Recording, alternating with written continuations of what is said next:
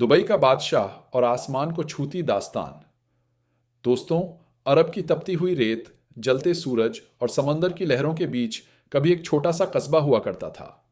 लोग मोती निकालते थे, ऊंट पालते थे और मछलियों से पेट भरते थे। मगर किसे मालूम था कि यही जगह एक दिन सोने की नगरी बनेगी और यहाँ का शासक दुनिया के सबसे ताकतवर हुक्मरानों में शुमार होगा। उस शासक का नाम है शेख मोहम्मद बिन राशिद अल मखदूम, दुबई का बादशाह। कहानी शुरू होती है 1960 के दशक से। चारों तरफ रेगिस्तान और गरीबी थी, मगर शेख मोहम्मद की आंखों में एक ख्वाब पल रहा था। दुबई को ऐसा शहर बनाना है जहां दुनिया झुकी नज़रों से देखे। और हुआ भी वही। कुछ ही दशकों में उन्होंने रेत को सोने में बदल दिया। आज दुबई में खड़ी है वो इमारत जिसे दुनिया बुर्ज खलीफा के नाम से जानती है। 828 मीटर ऊंचा ये टॉवर बादलों को चूमता हुआ शेख मोहम्मद के सपनों और उनकी ताकत का सबसे बड़ा सबूत है। कहा जाता है कि जब इसकी नींव रखी गई तो लोगों ने हंसकर कहा, रेगिस्तान में इतनी ऊंचाई किसे चाहिए।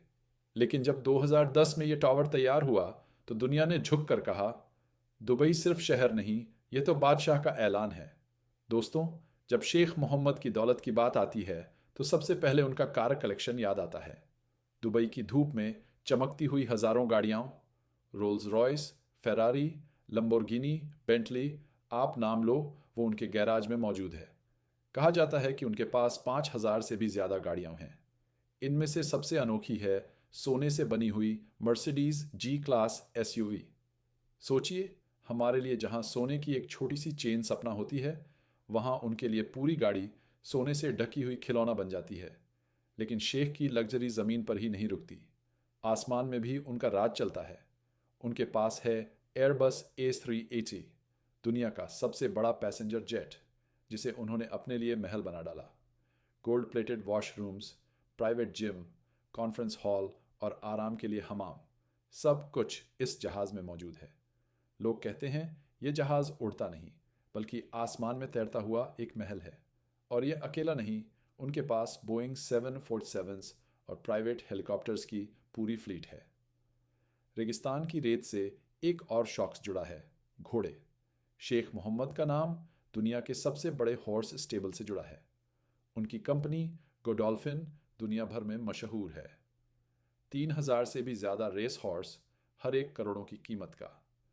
उनका मशहूर घोड़ा दुबई मिलेनियम तो इतिहास में सबसे अनमोल रेस हॉर्स माना जाता है।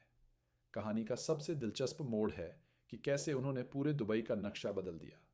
रेगिस्तान के बीच समुद्र पर बनाए गए पाम जुमीरा आइलैंड्स, दुनिया का सबसे बड़ा दुबई मॉल, और बर्फीले पहाड़ों से कोसों दूर रेगिस्तान में बना इंडोर स्की पार्क, ये सब उस बादशाह की सोच का हिस्सा है जिसने कहा, दुबई सिर्फ रहने की जगह नहीं होगी, बल्कि सपनों की नगरी होगी। दोस्तों, उनकी दौलत का अंदाज़ा लगाना आसान नहीं। कई इंटरनेशनल रिपोर्ट्स कहती हैं कि उनकी नेटवर्थ 20 अरब डॉलर से ऊपर है। लेकिन हकीकत यह है कि असली दौलत का हिसाब किसी के पास नहीं। अब सुनिए उनकी शाही पार्टियों का हाल। 1996 में जब उनकी शादी हुई तो पूरा दुबई दुल्हन की तरह सजाया गया। करीब $100 मिलियन उस शादी पर खर्च हुए। और उनकी बेटी की शादी तो इतिहास की सबसे आलीशान शादी मानी जाती है, जहां मेहमानों को सोने के बर्तनों में खाना परोसा गया और पूरी रात आसमान आतिशबाजी से चमकता रहा। लेकिन शेख मोहम्मद सिर्फ शासक नहीं, बल्कि शायर भी हैं। उन्होंने किताबें लिखीं, कविताएं लिखीं और अरब की पुरानी नबाती पोइट्री को जिंदा रखा।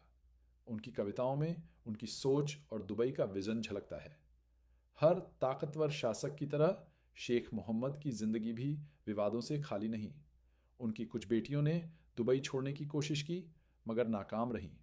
दुनिया भर में इस पर बातें हुई, मगर उनके सामने कोई आवाज़ ऊंची नहीं हो सकी।